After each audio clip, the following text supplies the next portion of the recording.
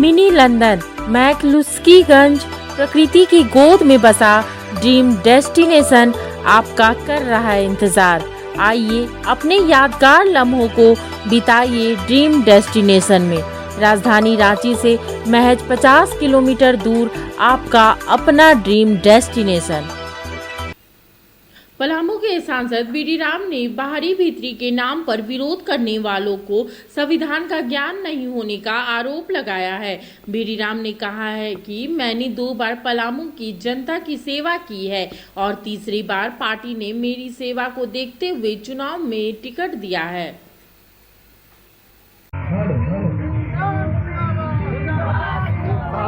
सामने से हट जाइए पंकज।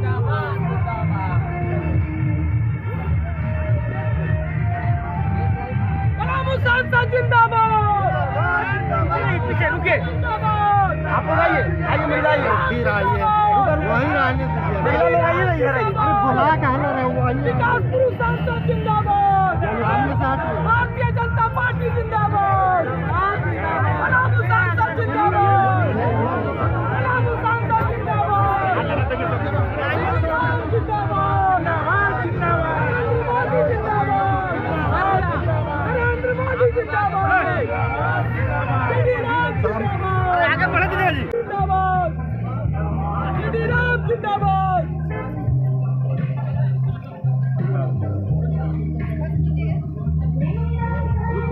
थोड़ा सा सर को हमको भी दे देने दीजिए। अरे अपना बोल रहा है। लाइन में होते जाइए, वीडियो बनाइए, आप पीछे होते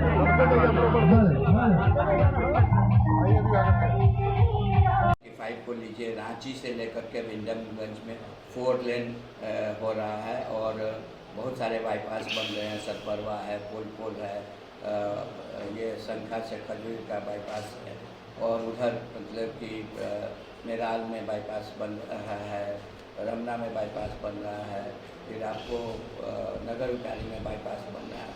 तो लोगों को सड़क और रेल का जहाँ तक यातायात का प्रश्न है, बहुत ज़्यादा सुविधा उपलब्ध होने जा रही है। इसी प्रकार से सोन नदी पर वडुका और श्रीनगर के बीच में जो ब्रिज बन रहा है, वो भी ब्रिज का काम करीब 40% हो चुका है। अगले साल में ब्रिज कंप्लीट हो जाएगा तो आप ये समझ लीजिए कि लोगों को बिहार जाने में और फिर वहाँ से लखनऊ जाने में या बनारस जाने में कितनी ज़्यादा सुविधा होगी। मतदाता या नागरिकों के द्वारा वो फैक्ट्री की मांग रख रहे हैं, तो सर इस दिशा में आपकी ओर से क्या पहल होगी? बहुत जेन्युइन मांग है। हमारा पलामू संसदीय क्षेत्र का दोनों जिला आकांक्षी जिलों की सूची में आता है और भारत सरकार ने अमृतसर से कोलकाता इंडस्ट्रियल डेवलपमेंट कॉरिडोर का प्रोजेक्ट लाया है और झारखंड को भी एक हब बनाने के लिए सुविधा दी गई है। तो भवनाथपुर क्षेत्र में मैं चाहता था कि ये अमृतसर कलकत्ता इंडस्ट्रियल कॉरिडोर का हब बने।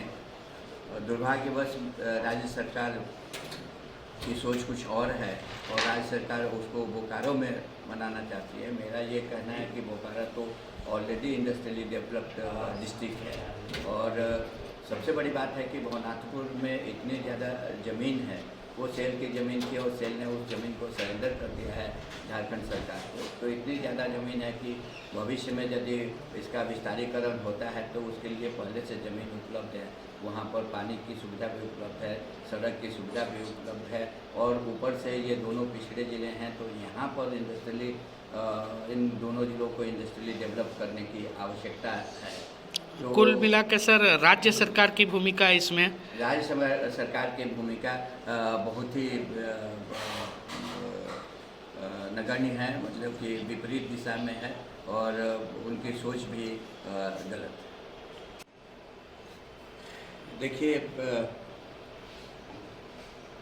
भारतीय जनता पार्टी ने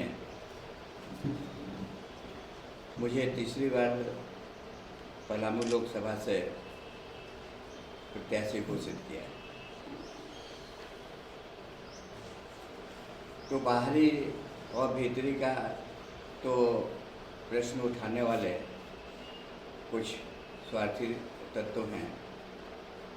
पहली बार नहीं उठाया, दूसरी बार नहीं उठाया, तीसरी बार उठाने का क्या वजह है, ये तो वही बताएंगे। और भारतीय संविधान का यदि उन्हें ज्ञान होगा तो भारतीय संविधान में हम कहीं से चुनाव लड़ सकते हैं और कोई भी कहीं से संसद का चुनाव लड़ सकता है। उसको भारत का नागरिक होना चाहिए और विकसित दिमाग का नहीं होना चाहिए। जो अर्हताएँ हैं वो कोई भी पूरा करेगा तो कहीं भी देश के किसी राज्य से भी, देश के किसी कोने से भी चुनाव लड़ सकता है। तो ये अपोजिशन वालों का तो काम ही है इस तरह का विरोध प्रकट करना। और हमारे यहाँ यदि किसी प्रकार का कोई मतभेद है तो हम लोग मिल बैठ करके उस मतभेद को दूर कर लेते हैं।